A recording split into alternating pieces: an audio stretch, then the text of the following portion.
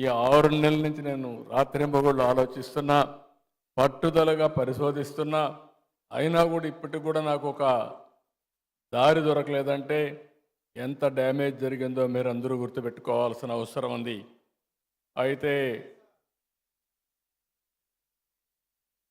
కానీ నాకు ఒక బాధ్యత మీరందరూ ఇచ్చారు.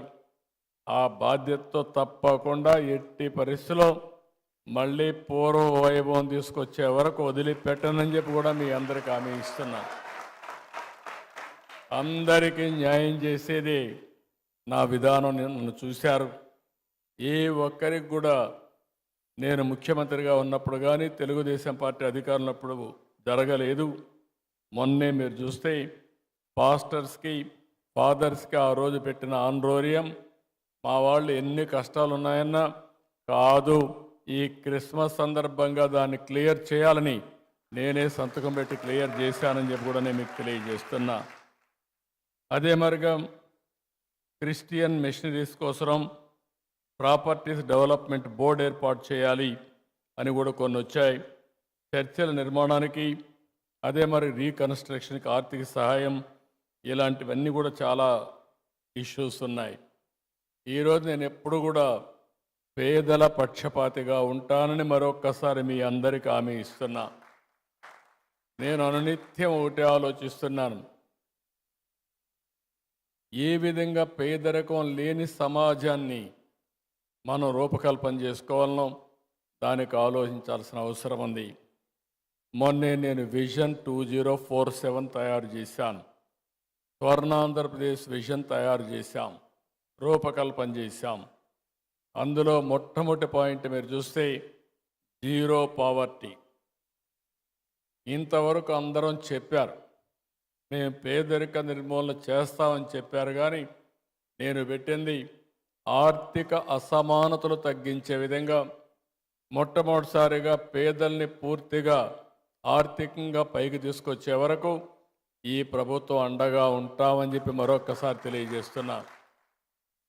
ఈరోజు డబ్బులు సంపాదించిన ప్రతి ఒక్కరూ ఆలోచించాలి, మనకి సంపద వచ్చిందంటే సమాజం వల్ల వచ్చింది.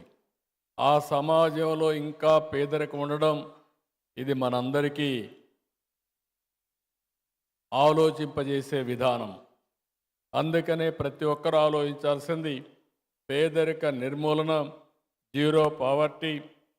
అంతేకాకుండా ఆర్థిక అసమానతలు తగ్గించాలి. ఈరోజు ఈ యొక్క క్రిస్మస్ సందర్భంగా మిమ్మల్ని అందరినీ కోరుతున్నా, కొంతమంది దగ్గర లక్షల కోట్ల రూపాయలుండి పేదవాడి దగ్గర 3 పూట్ల తిండి తినడానికి వీలు లేని పరిస్థితి ఉంటే అది సమాజహితం కాదని చెప్పి మరొక్కసారి మీ అందరికీ విజ్ఞప్తి చేస్తున్నా. దీనికోసం ఒక అచంచలమైన దీక్షతో పనిచేస్తాం, అన్ని విధాల ముందుకు పోతామని చెప్పి కూడా నేను మీకు తెలియజేస్తున్నాను.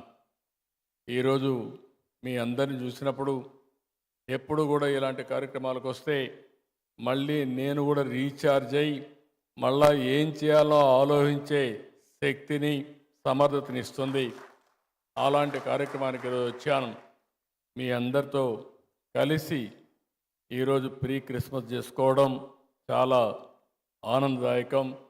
నేను ఈ నెలంతా కూడా మనందరం ఒక విషయం చూస్తే ఓసారి కొన్ని పండుగలు ఒకరోజు చేస్తాం, కానీ డిసెంబర్ 15 నుంచి స్టార్ట్ అయ్యి డిసెంబర్ నుంచే స్టార్ట్ అయ్యి జనవరి 15 వరకు మళ్ళీ ఒక నెలంతా కూడా పండుగలు చేసుకునే ఏకైక పండుగ క్రిస్మస్ అని చెప్పి కూడా నేను మీకు తెలియజేస్తున్నా. ఈ క్రిస్మస్ సందర్భంలో మళ్ళీ మనం ఒకసారి చూస్తే అనేకమైన స్ఫూర్తిదాయకమైనటువంటి ఆలోచనలు చేస్తాం.